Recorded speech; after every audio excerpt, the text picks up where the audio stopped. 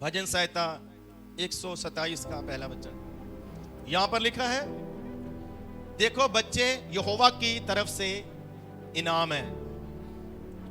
पेट का फल एक इनाम है, गिफ्ट है, मिरास है। बच्चे यहोवा की तरफ से मिरास है, पेट का फल एक इनाम है। ये परमेश्वर ने आपको एक गिफ्ट दिया है बच्चे। सबसे पहले तो ये भविष्यवाणी सुन लो, जिनके पास नहीं है बच्चे, शादी के बाद उनको बच्चे मिलने वाले हैं। आमीन, हालेलुया। आप निरुत्साहित मत होना, निराश मत होना। निराशा आए भी तो उसको झाड़ देना, हताश मत होना। आप इस वचन को भविष्यवाणी के तौर पर लेना। जो खुदावन के दास कह रहे हैं वो मेरे लिए और मेरी फैमिली के लिए, मेरे बच्चों के लिए पूरा होगा। हालेलुया।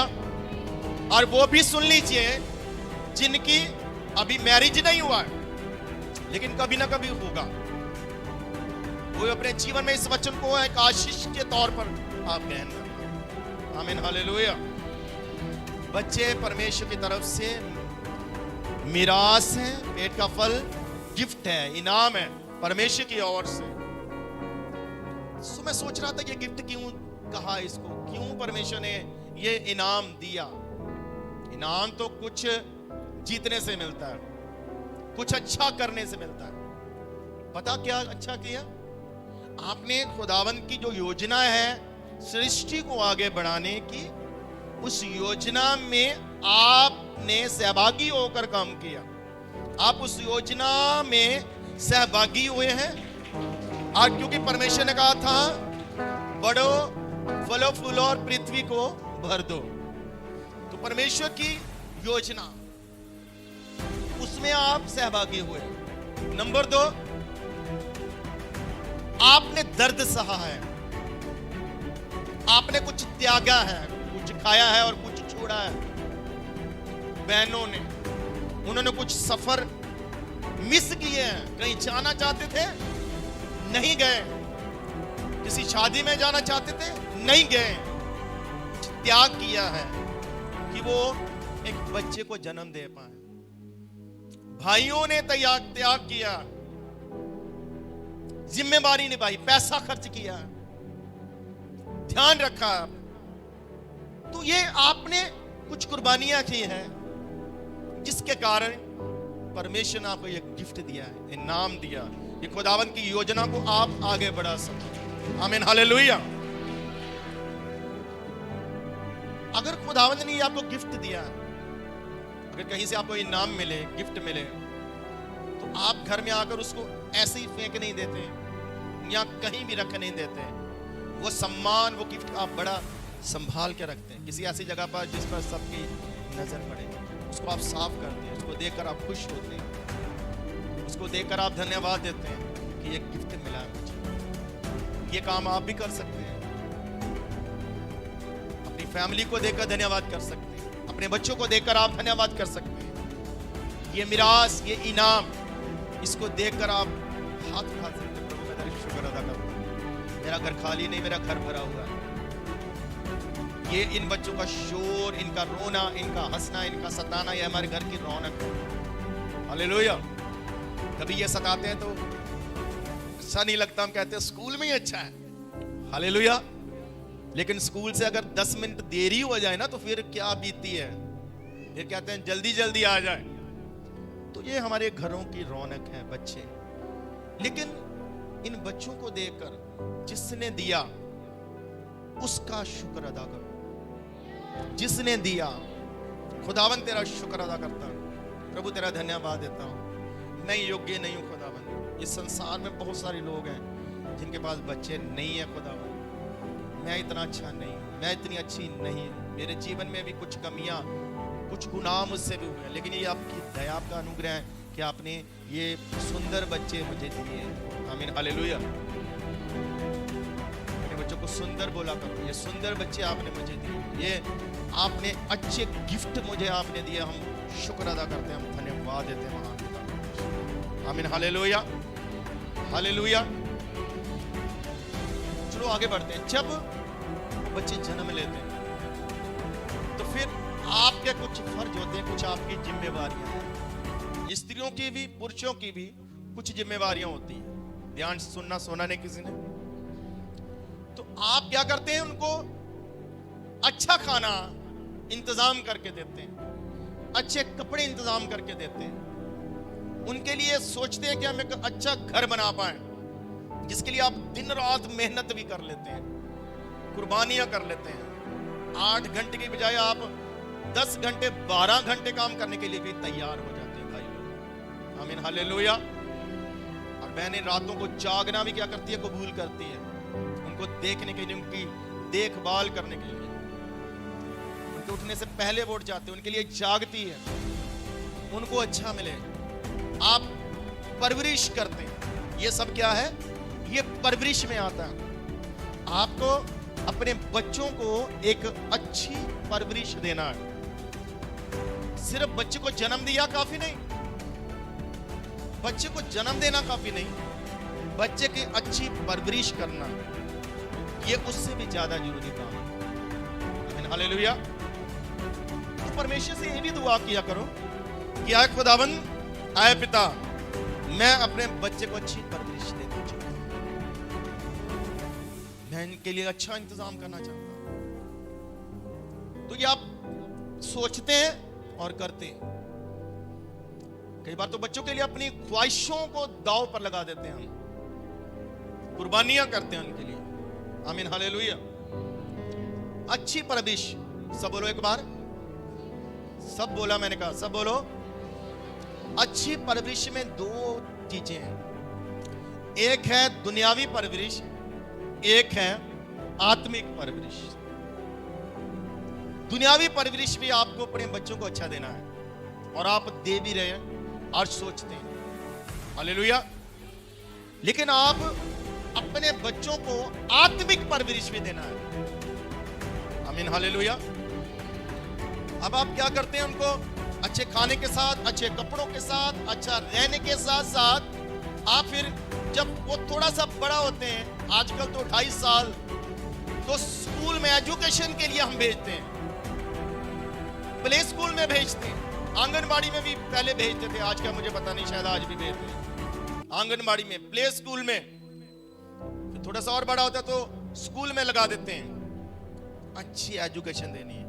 हम अपनी अपनी हैसियत से सोचते हैं कौन सा अच्छा स्कूल दे पाए, ये अपनी हैसियत के अनुसार हम सोचते हैं कि हम अच्छा स्कूल दे पाए। और ज्यादातर लोग सोचते हैं कि हमें अपने बच्चों को अच्छी एजुकेशन दिलाना है, चाहे मैं नहीं ले पाया, चाहे मैं खुद अच्छी एजुकेशन नहीं ले पाया, किसी कारणवश, किसी मजबूरी के तहत, या अपने घर के हालात सही ना होने के कारण, लेकिन मुझे अपने बच्चों को अच्छी एजुकेशन देना है। ये आप सोचते हैं कि नहीं? सोचते हैं। आमीन, हालेलुया। तो उस एजुकेशन में आप क्या करते हैं? आप टाइम देते हो, आप अपना टाइम भी अपने बच्चों को दे देते हो। अगर आप पहले 8 बजे उठते थे तो अब आप 5 बजे उठ रहे हो, ये आपको अपने बच्चों को स्कूल। हालेलुया। पहले अगर पति 9 बजे काम पर जाता था तो पत्नी भी थोड़ा लेट उठती थी, उसको नाश्ता बनाने के लिए, ठीक है 7:30 उठेगी, 8 बजे उठेगी, चल जाएगा। लेकिन अब जब बच्चे हैं उनको स्कूल भेजना है तो और जल्दी उठना पड़ता है, वो अपनी नींद कुर्बान करती है, फिर उनके लिए जागने से पहले वो खाना बना देती है, नाश्ता तैयार करती है, लंच पैक कर देती है। नाश्ता भेजने से पहले खिलाना है, लंच जब वो स्कूल में जाएगा क्या खाएगा। कपड़े पहले तैयार हो जाते हैं, कपड़े पहले प्रेस करके रखते हैं, वर्दी। आमीन, हालेलुया। स्कूल में 2 वर्दी है तो 2 वर्दी लाएंगे, 3 वर्दी लगा तो 3 वर्दी लाएंगे। ऐसा होता है कि नहीं? आप करते हो कि नहीं ऐसा? आमीन, हालेलुया। भाई क्या करते हैं? काम करते हैं, कहीं से भी पैसा लाते हैं, खुद से नहीं भी होता कहीं से उधार पकड़ते हैं, फिर उसको मुश्किल से चुकाते हैं, कुर्बानी देते हैं। पत्नी से 10 घंटे दूर रहते हैं, काम पर जाते हैं, वहां पर काम करते हैं। कुछ लोग परदेश में चले जाते हैं, अपनी फैमिली से दूर रहते हैं। ये सब क्यों कर रहे हैं आप? कोई अगर आपसे पूछे तो आप कहेंगे मैं अपनी फैमिली के लिए कर रहा हूं, मैं अपने परिवार के लिए कर रहा हूं, मैं अपने बच्चों के लिए ये सब कर रहा हूं। आमीन, हालेलुया। और करना भी चाहिए। तो कलीसिया, आज मैं सवाल पूछना चाहता हूं आपसे। शारीरिक एजुकेशन के लिए आप इतना कुछ करते हैं, लेकिन आत्मिक एजुकेशन के लिए आप क्या करते हैं अपने बच्चों के लिए? जब आपके बच्चे बड़े होते हैं, आप उनको याद करवाते हैं कलर्स नेम आप याद दिलाते हैं। और आप क्या करते हैं? जो शरीर के अंग हैं उनके नाम उनको इंग्लिश में, आईज कहां पर है, टीथ कहां पर है, फिंगर क्या होती है, नोज कहां पर है, लिप्स कहां पर है, ये हम घर में उनको सिखाना शुरू कर देते हैं। आमीन, हालेलुया। बहुत चीजें उनको हम घर में सिखाते हैं। तो आप कभी विचार करो, सच में आप बताना, कभी आपने अपने बच्चों को कभी आत्मिक कुछ सिखाया हो? तो जीसस कौन है, यीशु कौन है, चर्च क्यों जाते हैं, यीशु को क्यों मानते हैं, यीशु कहां पैदा हुए, यीशु मसीह की माता का नाम क्या है? कौन सिखाता अपने बच्चों को? अच्छी परवरिश। आमीन, हालेलुया। शारीरिक आप बहुत कुछ सिखाते हो अपने बच्चों को। अब बाइबल में लिखा है, हम पढ़ेंगे नहीं, लेकिन आप नोट कर लीजिए। व्यवस्था सार 11 उसका 18 से 21, यहां पर लिखा है, तू अपने बच्चों को सिखाना। ध्यान से सुनो, तुम लोग अपने बच्चों को क्या करो? सिखाओ। यहां सिखाने का कौन सा मतलब है? क्या सिखाने के लिए बोला? यहां पर लिखा है, तू अपने बच्चों को प्रभु की बातें सिखाना, प्रभु के काम बताना, प्रभु के मिरेकल्स, चमत्कार बताना। वो काम जो इस्राएल में तुम्हारे लिए हुए, मूसा के समय में। तू बताना कि वहां दुख कैसे थे, कैसे परमेश्वर मुझे निकाल कर लाया, कैसे वहां चमत्कार हुए, कैसे परमेश्वर ने हमारी चिंता की, कैसे जब भूखे थे तो ऊपर से खाना आया, कैसे जब प्यासे थे तो परमेश्वर ने हमारे लिए पानी का इंतजाम किया, कैसे हम अंधेरे में चलते थे तो परमेश्वर ने हमारे लिए रोशनी कर दी। जब हमने अच्छा भोजन मांगा, मांस मांगा, तो प्रोवाइड किया परमेश्वर ने, यहोवा यरी बन के। हमने जंगल में भी क्या खाया? मीट खाया। हालेलुया। वो रोज खाना आता था हमारे लिए। ये तू अपने बच्चों को बताना, व्यवस्था की बातें, नियम क्या है, नियम क्या है तू सिखाना, आज्ञाएं क्या है खुदावन की तू सिखाना, परमेश्वर के वचन में क्या सही है तू सिखाना, क्या मना किया है ये तू सिखाना। कलीसिया, अच्छी एजुकेशन देते हैं आप शारीरिक अपने बच्चों को, कितना खर्च करते हैं, क्या खर्च करते हैं आप आत्मिक अपने बच्चों, कितना खर्च करते हैं, क्या टाइम देते हैं, क्या सिखाते हैं आप? सिखाने के बाइबल में, वचन में कुछ नियम दिए गए हैं, कुछ नियम दिए गए हैं सिखाने के लिए। तो अपने बच्चों को उठते समय ही सिखा देना। कब सिखाना है? बोलो, अच्छा नहीं लग रहा बच्चों? कब सिखाना है? जागते समय, उठते समय लिखा। कौन सिखाता है जागते समय? फिर तू अपने बच्चों को सोते समय सिखा, रात को सिखाना है। फिर तू अपने बच्चों को चलते समय सिखा। क्या कब सिखाना है? जब तेरे साथ तेरा बच्चा चल रहा होगा तो क्या सिखाता है। आमीन, हालेलुया। और फिर तू उठते और बैठते सिखाना। ऐसे लिखा, तू उठते और बैठते, कभी भी उठो बैठो, घर में कहीं भी, तू अपने बच्चों को सिखाना। कौन सिखाता है? आमीन, हालेलुया। प्रभु यीशु मसीह 12 साल के गुरुओं से बात कर रहे थे। 12 साल के। खुदावंत का तो फजल था ही था उसके पिता का, लेकिन उसके माँ बाप भी जिम्मेवार माँ बाप थे। उसको अच्छी एजुकेशन दिया है। मैंने सुना है यहूदियों का 12 साल का बच्चा पूरी व्यवस्था जानता है, पूरी व्यवस्था, 10 आज्ञाएं। हाथ खड़ा करवाऊं तो पूछूं कि 10 आज्ञाएं बताओ। आमीन, हालेलुया। पहाड़ी उपदेश बताओ। कुछ बातें पूछूं तो बड़ों को भी पता नहीं होगा। आमीन, हालेलुया। तो कलीसिया, आप कितना खर्च करते हैं अपने बच्चों पर अच्छी एजुकेशन? आज मैं बात कर रहा हूं स्पिरिचुअली एजुकेशन। क्या दे रहे हैं अपने बच्चों को? शरीरों के अंग के नाम बता दिया, कलर्स नेम बता दिए, सब्जियों के नाम बता दिए इंग्लिश में, खुद आती भी नहीं फिर भी। आमीन, हालेलुया। क्या बताते हैं अपने बच्चों को, क्या सिखाते हैं?